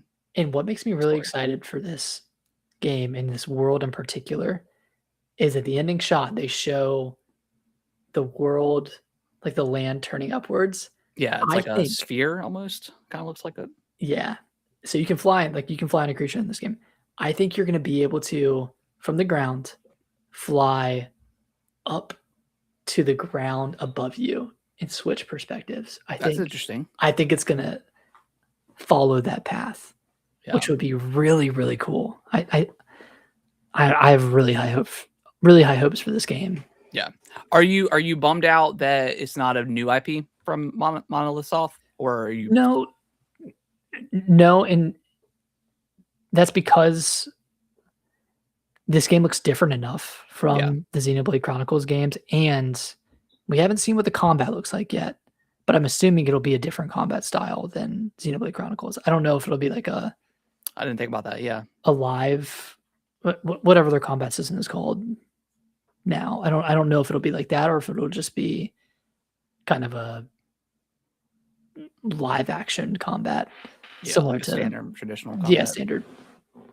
Yeah, I didn't think about that. That's probably the case if they're dropping the Chronicles title. I think that's because I mean, I don't know, like you've had 4 games the same style. Like I think they're probably pretty excited to do something new, but still in universe. So yeah. I'm excited. Yeah, it looks great. I can't wait to see how this game plays on the Switch 2, like with actual new hardware and versus Switch 1. I mean, these are the developers that can take full advantage of the hardware. Yeah. So can't wait. Switch Sports Resort. This was a cool reveal. I like this one. Yeah, October 22nd. They added skateboarding. Skateboarding's in it. Dude, sweet. Ping pong's in it. Ping pong, tennis, archery, your bowling, your golf. You got the wave race from N64 in there. Yeah, got some thumb wrestling. Pilot wings. Yeah, it looks great. Yeah, this looks awesome. I'm very excited. I loved Wii Sports Resort back in the day, so this is really speaking my language. Basketball looks really cool. Basketball, bowling's in there. Like, yeah, it's got everything. They've got all the staples, but then they've got the new kids on the block too with the skateboarding and yeah, that's sick. And the boxing as well. That looks pretty good. Yeah, excited for this one. I guess this is their like big October game. I mean, it makes sense. Switch Sports did really well. It sold 14 million on the Switch 1. So like it was a kind of a sleeper hit. And I bet they will add new sports to this one as time goes on, similar to what they did with Switch Sports. I'm sure they will. And they have 12 to start. Like that's a really good number. It's double what the first one had, so that's awesome. Yeah. RuneScape Dragon Wilds is coming September 15th. This one's been on PC for a while. Yeah. But it's coming to console. I'm interested in this game. To be honest, I wish they would just bring the original RuneScape to Switch too, but would you actually play it? No, but just cool that's there. I would consider playing it. Yeah. No, the game probably runs like Dookie now. No, I'm sure. Hello Kitty Party Land. This is really where I considered ending it all. I mean, this is like this is like, okay, we put this in a freaking montage. Like, why are we still giving, again, we're not hating on games, but like I'm hating on this a little bit. We're not here for this. And it's like, okay, you've already trolled us with I can't remember his name, but whenever they were doing the finger wrestling thing, like you're already trolling us with this. This was an absolute troll by you, Nintendo. And then Hello Kitty, come on now. Hello Kitty Party Land with 16 partner characters. Pissing me off. I don't know, who gives a shit? Star Fox free demo. That's cool. It's cool announcement. Final Fantasy Resonance. This looks really awesome. This looks pretty sweet. Yeah. Apparently, this is like a reworking of a mobile game, but it's like completely worked like but there's from no the ground up or anything. Yeah. No gotchas, full on game. I think it's like $50. But then it ties into like you can summon like Cloud and Titus. Yeah, I saw Titus in there. Yeah, so really, really cool. This game looks, and, and people are like kind of worried about it. Like Octopath Traveler 0, was a similar situation where it was a mobile game turned into a full-on game. So that game reviewed pretty well. So yeah, probably in the similar vein. But yeah, it looks stunning. Like, it looks awesome. Speaking of Final Fantasy, X and X2 is getting a Switch 2 version for $50, and you cannot upgrade. No upgrade, and there's nothing, and it's still 30 frames per second. Yeah, Square kind of sucks. They kind of suck right now. Like so you have Capcom, which is it Dragon? What's the other game that? Yeah, Dragon Quest S. Oh yeah, that one you can't upgrade. That one you can't upgrade for free, or even I don't think you could upgrade like a $5 upgrade. I think it's you just can't upgrade. Yeah. Which that means I can't buy it. And Kingdom Hearts is the same similar thing. Like, you can transfer your save, but I don't think you can upgrade. Well, that's a cloud edition. True, those are delisted now. But you bought it. But you have to rebuy it.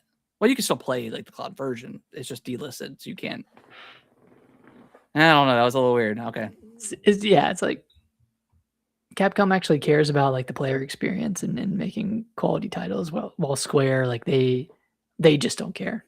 Yeah, I mean they make cool stuff, but like their paths to upgrades sucks. Yeah, their player pathing is, and that's where I think it's important, because obviously Nintendo has no standard when it comes to that stuff, but like Xbox, especially like when the Series X first came out, like they had that smart delivery program where I think most of the games were free. Like, I think there was some. I don't think there were. Yeah, I don't think there were any on. PlayStation did, but Xbox did. Yeah, there needs to be a better. I don't know. I mean, and Nintendo's all over the place too. Like $5 Animal Crossing update, Xenoblade Chronicles X update. Now the Xenoblade ones are $10. Where does Zelda's free? Like like free with NSO. Free with NSO. But if you cancel your NSO subscription, they'll rip that upgrade out of your out of your Switch. Back to that poo 30. Sub 30. They send a Nintendo rep to your house and smash your Switch 2 into the ground. Yeah. Cancel. Pikuniku 2 2027. Yeah, and this one, I think at this point, I was gonna blow my brains out, because I was like, okay, we're like 2 or 3 minutes left in this presentation, and there's like 10 minutes left at this point. Yeah, I was like, we're starting to get the sloppy slop. Yeah, because we got Dragon Quest Monsters, The Wither World after that, which looks fine, and then we got that.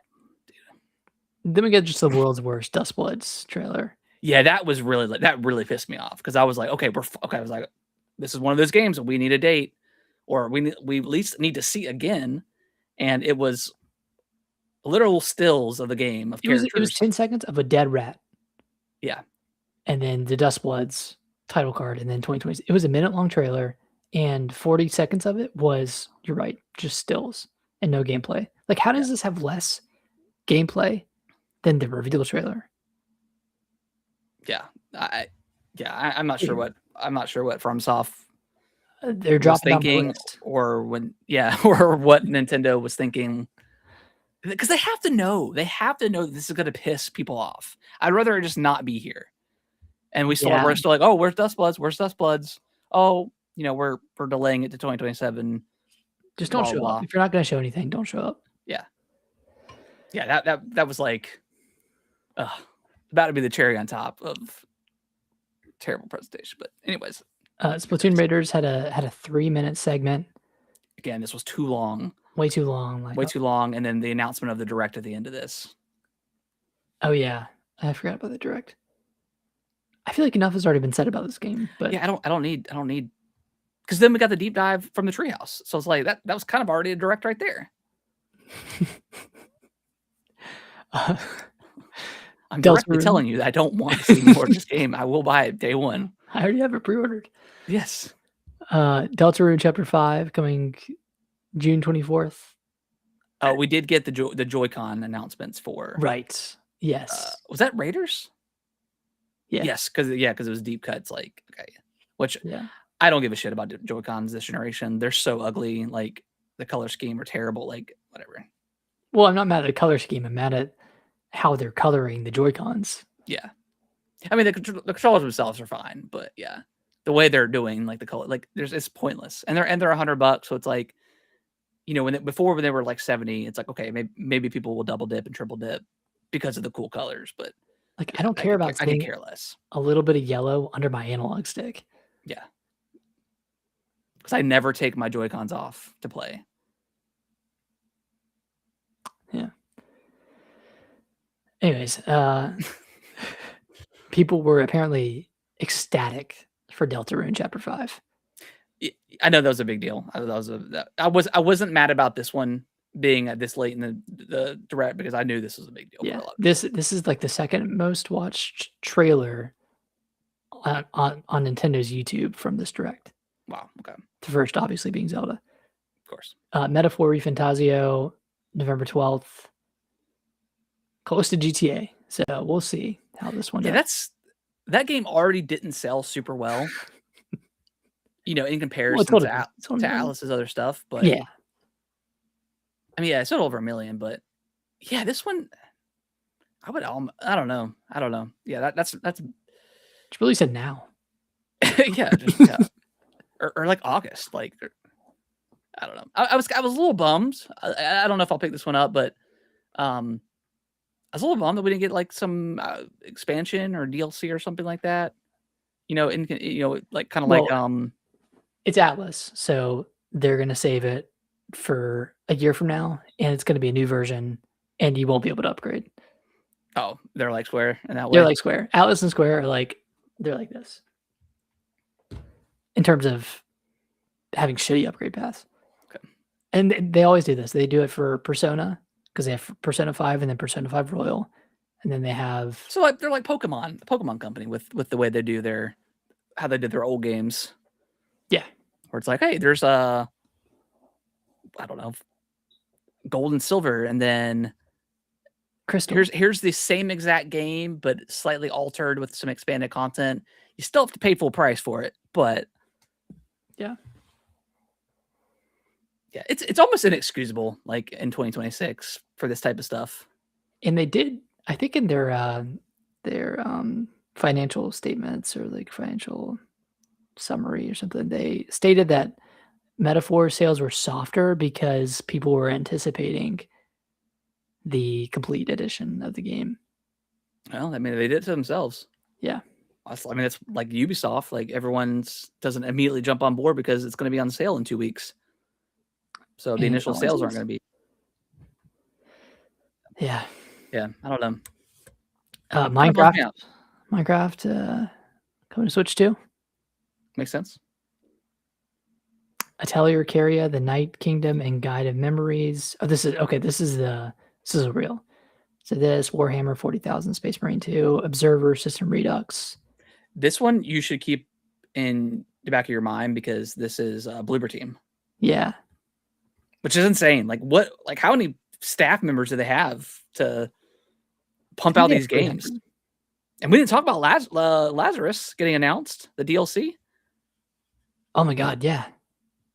Where you play as what's the Watcher? The Watcher. Oh wait, Observer's out now. Oh, okay, cool. Sweet.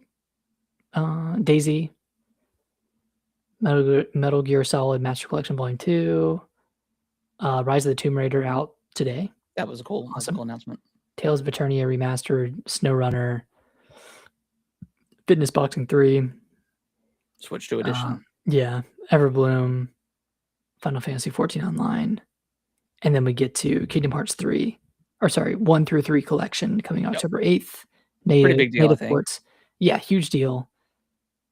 And then huge reveal for Kingdom Hearts 4 showing the first gameplay, our first look at gameplay, which I thought looked good.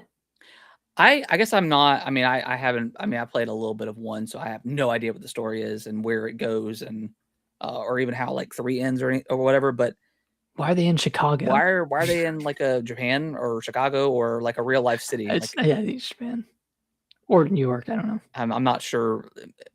What are they doing? Maybe there's some sort of context to that. I have no idea. But yeah, I it's thought they were it's a little in, weird like, looking. I thought they were in like Toy Story levels in Yeah. It's in like, 3. so yeah. Why are we in But Atlanta? nonetheless, it is very cool that it was announced here. I know the And game it's was coming already day and date announced, Switch too. but the fact that we get like the proper reveal trailer at a Nintendo Direct, I think speaks a lot for where Nintendo Switch 2 is at. And like you said, the fact that it's day and date with the other consoles. No time frame, no year was even given, so who knows when that comes out. But cool. But I think I'm gonna jump the gun and dive into Kingdom Hearts for the first time at some point. I don't know if it'll be this year when it comes out, but I will eventually play through them. Yeah, me too. And then last but not least, Ocarina of Time. Hold on, I've got. Let me share my screen.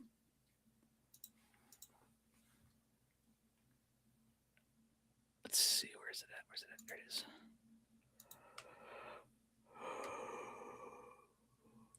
All right.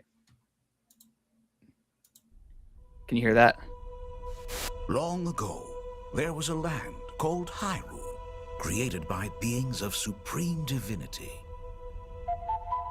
At the very edge of this kingdom, so good, there lay a small forest.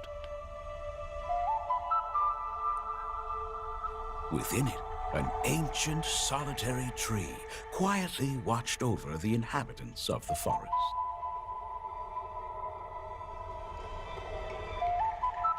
These forest dwellers were called the Kokiri. Each had a fairy companion, and they lived out their innocent lives. I absolutely love like the these fairy tale woods. vibe that it's getting. Yeah. However, there was one particular boy who did not have a fairy.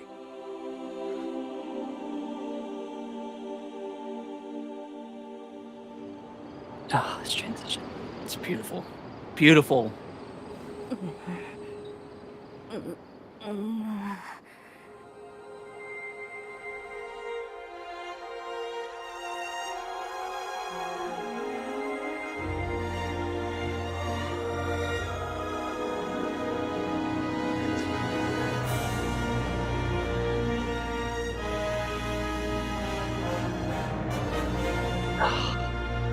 Perfect. In 2026. Damn. That's such a good reveal. Yeah. And again, I know we kind of been dog shitting this direct this entire time. But this reveal made going through all the slog worth it, in my opinion. Like, great reveal. I was screaming at the TV at the very end when it said 2026, and then that was it. I was like, there's no way you just made us go through all of this and we get nothing. We get it would have been so perfect to just end with some look at gameplay or emerging into something. Like, yeah. And I was just disappointed in general because there was no mention of the 40th Direct here. Like, I fully expected to have like a 40th like blowout, and then we got Zelda at the end or wherever they decided to put it. I assume we're going to get some sort of. I don't want to wait till September for the 40th Direct if they do one at all. I assume they're going to. I mean, they usually do mention it, but I mean, they were still talking about the Mario 40th like earlier in this presentation with the DK stuff and that Emerald Rush DLC. So yeah, I just that was missing here for me. Mm-hmm. Yeah, that was a little frustrating, but again, nonetheless, perfect reveal. Loved it. Art style is incredible. This is exactly what I wanted from a reimagining or a reborn, as they call it. Yeah, Ocarina of Time. Like, this is perfect because there was that chance that they were going to just do an upscale remaster, or you were talking about chibi. I would have died. That would have ruined my week if that was the case. As soon as I saw that, like, that being speculated, I was like, God damn it, that's what's gonna happen, isn't it? And I'm glad it's not. I'm glad it's just a really good art style that's kind of paying homage to the original game. Like, the original game like has that sense of realism in it when you go into Hyrule Town or Castle Town. Yeah, and then this leaves the door open for like, I mean, because it's on the same, from the same, Majora's Mask. Like, hopefully we'll eventually get a proper remake of that. Like, that would be incredible, and this engine, and similar to how Majora's Mask came about. Like, they were, they got that game out pretty quickly in comparison to Ocarina of Time. So once we get this, like, we may get Majora's Mask by 2028 or 2029, maybe, like a very quick turnaround. I'm just glad they're treating this game like the next Zelda, the next 3D Zelda. Like, it's a proper, like, 3D Zelda. It's not just a 4K upscaling with smoother edges and stuff like that. Like, it's they're taking it very seriously, because again, this is, according to Metacritic, greatest game of all time. Like, how do you tackle that and bring it into the new age? Because, like, I mean, I just recently played it, but I think the game still holds up incredibly well. But it is a hard recommend for people to go and play it for the first time on either the 3DS, which is not in the traditional market anymore, so it's probably pretty expensive. And then playing on NSO, like, it is not the best version of that game. It's a little bit hard to go back. N64 graphics are notorious for not holding up very well. Although I do still think Ocarina of Time looks good, but maybe that's just my nostalgia eyes. But yeah, gameplay wise, it's not the best. The Water Temple is pretty terrible in comparison to even the 3DS version. So it's exciting for me, for someone who grew up with Zelda, and it's an important game to me, that new people get to experience it kind of in the way that you always have that, like, thought when you play a game and you're looking back on it, you always thought it looked incredible, and then you go back and actually play, and you're like, oh, this doesn't hold up, and then you play the remaster, and you're like, oh, this is how I envisioned it all those years ago. Like, that's how I feel for people that get to experience it this year. So it's exciting. Yeah, I cannot wait. 2 more pieces of news that have come out. Okay. Wolong Fallen Dynasty Complete Edition coming to Switch 2. That's cool. And then Torna, the Golden Country from Xenoblade 2, is getting a free update. Oh, on awesome. On July 30th, when Xenoblade 2 gets its paid DLC. So that's awesome news. So is Torna, is it free by itself, or do you have to pay for Xenoblade 2 upgrade? It's free by itself. Okay. Free by itself. Okay, that's cool.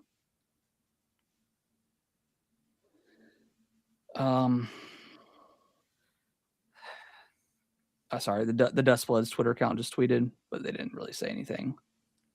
Sorry for that god awful trailer.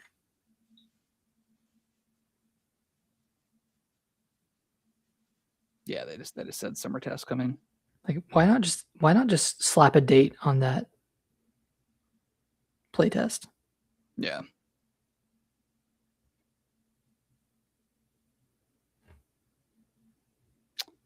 Yeah, that would be cool. Saw that. Yeah. Yeah, hopefully we don't have to wait too long to get the 40th Direct, because, like, I want like a cool Ocarina of Time amiibo. I would love to see, like, Adult Link on Epona. Like, that would be an awesome amiibo. Yeah, I'm just so excited to see what Zelda, like additional side quests in the game, additional story, like a reimagining of the story. Is there going to be a proper light temple instead of just getting the light medallion handed to you? Are there going to be different tunics versus the red, green, and blue? Different weapons. Could we possibly get new abilities each time we get a medallion from the sages, similar to like Tears of the Kingdom or Breath of the Wild with those abilities? Like, there's so much coolness. Like a reworking of proper jump button, a reworking of Hyrule Field, where, like, back in the day it felt massive, but you can literally sprint across the entire field in under 2 minutes.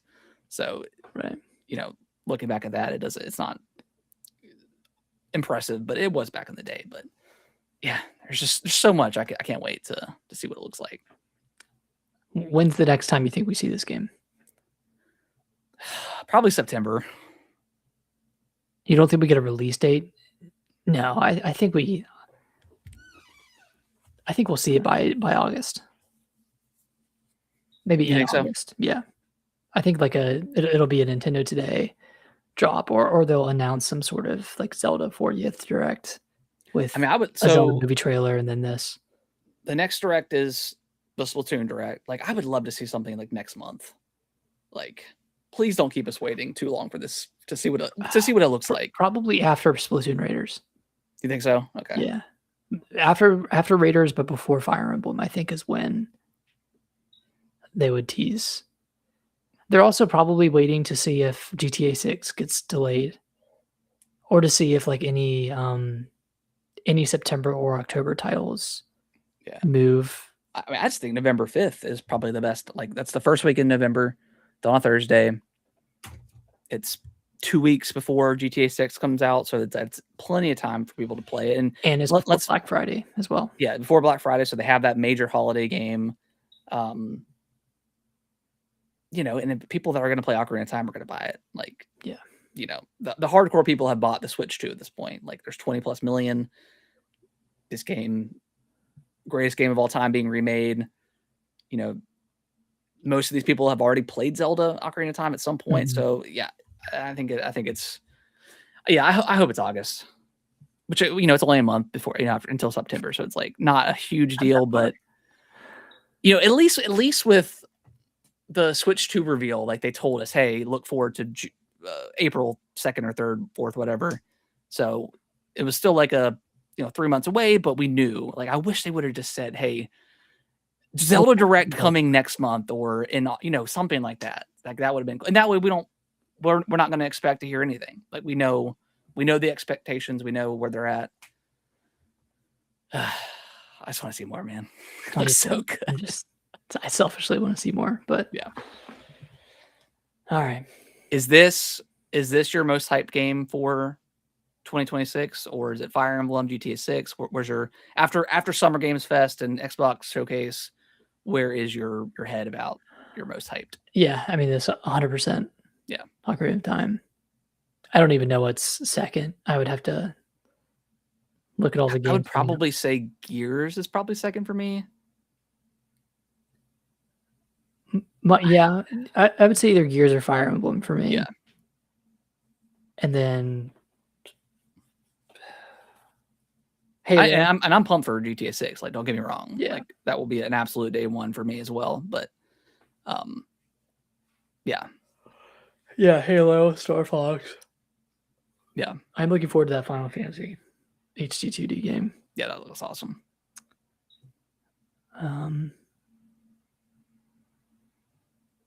Wolverine. Are you excited about Wolverine at all? I am. Okay. Yeah. I'm about as excited for that one as I was Spider-Man 2. Is that a day one for you? I think so. Okay. Actually, I don't know, because it comes out the same week as Fire Emblem. That's what I'm saying. So like, probably not. Yeah. I don't know. I don't know if I don't need to see more of that game, but I don't know. I'm not as excited as I am for that game versus. Well, no, because I didn't even. No, I played Spider-Man 1 before I played Spider-Man 2, so I was pretty excited for Spider-Man 2. Like, I'm more excited for God of War than I am Wolverine. I'd say that. Yeah. I would agree.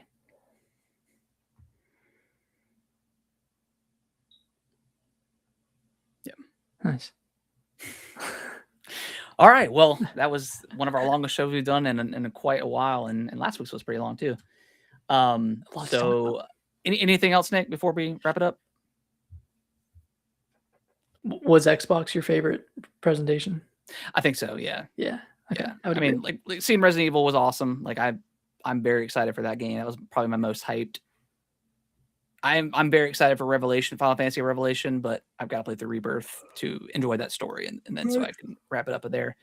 But yeah, I think the Xbox Showcase was definitely the best. Had a lot of great announcements, and I feel way better about Xbox as a platform going forward than I do before. But before that presentation, still confused. I mean, we didn't talk about it, but still confused on the whole exclusivity thing, like, We we're talked kind about of, it, but we're kind of like, again, back with Phil. It's a little confusing, but they say Gears and Clockwork will never come to PS5, but We'll if see. Gears doesn't do well in a year, will it come? Like, what's the over under that it's gonna come out in the next 2 years? So we'll see what happens. We'll see. We'll see. All right. All right, guys. Well, we appreciate everyone listening, watching, all that good stuff. Leave us a review on your favorite podcasting platform, and we'll be back next week with our regular scheduled show. Regular show.